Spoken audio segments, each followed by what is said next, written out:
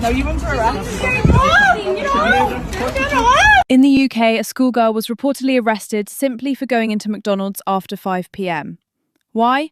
Because that branch doesn't allow kids inside without an adult after a certain time. Some things I'm more mellow about and some things I'm more angry about.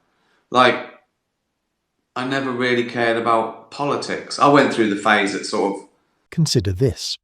A 14-year-old schoolgirl is hauled out of a McDonald's by a squad of uniformed officers, handcuffed and forced into a police car. Her crime? Purchasing a meal after 5 p.m. without a parent is a vestige of obsolete COVID-era laws that still haunt Britain's streets. Make sure you like and subscribe. No, you under arrest.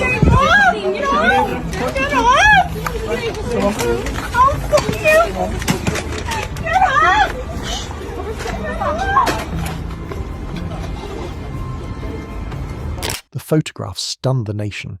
Ricky Gervais, however, was the true catalyst behind this political earthquake.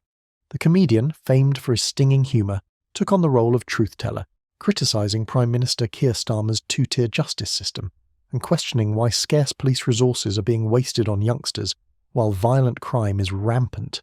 We've taken that to mean nonsense as well. What a load of bollocks. It's a real English word. What a load of bollocks. Like pointless, someone's talking shit, or... Starmer, who once promised to make Britain's streets safer, now confronts the humiliation of being chastised not by opposition MPs, but by a world-renowned comedian. For many, the discomfort is exacerbated by Gervais saying out loud what millions of others were already thinking. If this is what Starmer's Britain looks like, order has been replaced by farce. I think I've been naive all my life.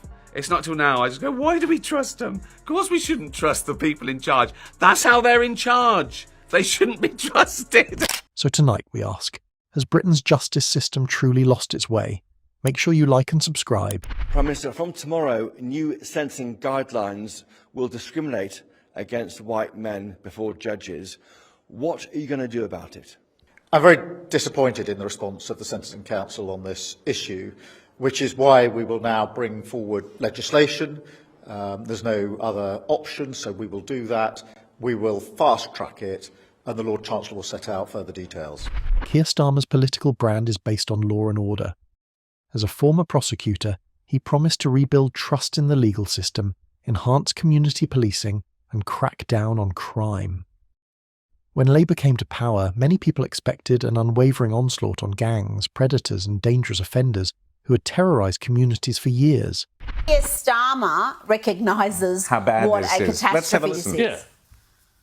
Disappointed in this response, and the Lord Chancellor is obviously continuing to engage on this, and we're considering our response. All options are on the table, but I am disappointed at this outcome, and now we'll have to consider what we do as a result.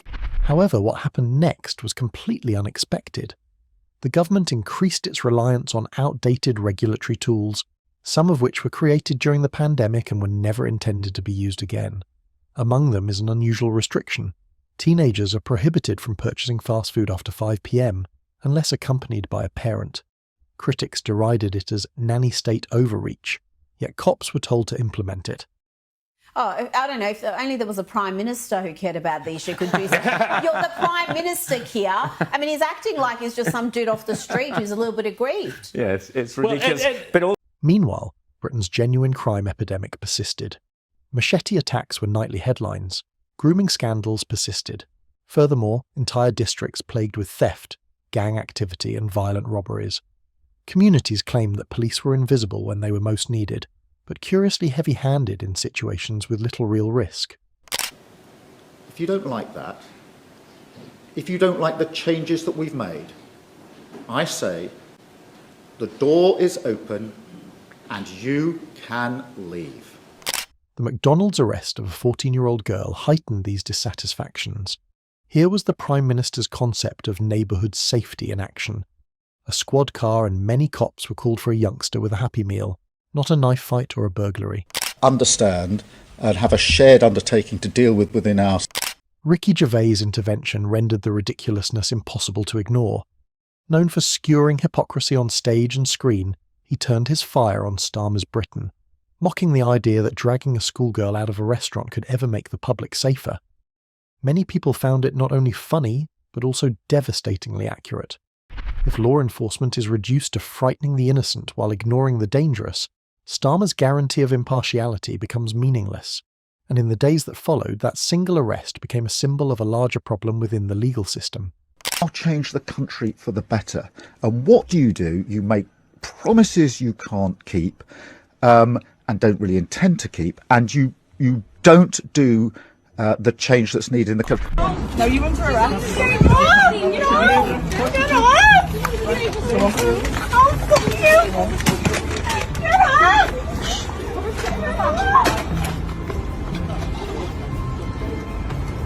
The footage is difficult to view. A teenage girl, still dressed in her school uniform, is challenged by a bunch of police officers inside a McDonald's.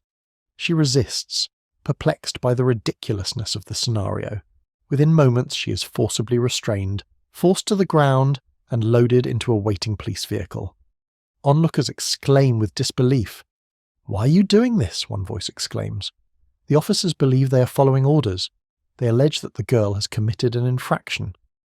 But when asked about what she did wrong, their responses grow cautious. One officer reluctantly admits that it is an allegation that must be investigated. Another goes further, inadvertently insinuating she is guilty. The paradoxes add up. Viewers see what appears to be a performance rather than justice. Officers strictly enforcing a ridiculous law who appear uncomfortable with the task. Enter Ricky Gervais. Watching the video, he does what comedians do best. He cuts through the crap. "So this is what stronger policing looks like?" he asks, surprised. His tone drips with cynicism, yet it conceals genuine rage. Gervais, a character trusted by millions exactly because he is not a politician, confronts the hypocrisy. Starmer promised safety, but an entire squad was deployed to arrest a toddler when knife violence is out of control. It's easier to drag away a schoolgirl, Gervais tells me, than to face the real criminals roaming the streets. What bothers Starmer the most is that Gervais is not perceived as partisan. He's not a party leader or a rival MP. He is a comedian. When comedians start telling the ugly facts that politicians ignore, people listen. Under pressure, Starmer resorts to legalese. Crime is a crime. "We make no distinctions," he announces during a press conference. On paper, it sounds like a principle. In practice, it conflicts with the reality of dragging a toddler out of McDonald's. Critics question why the police couldn't just call her parents. Why use brute force?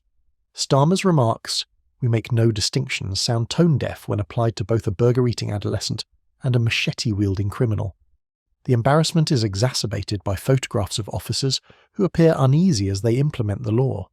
Even they appear to grasp that their activities undermine rather than strengthen public trust.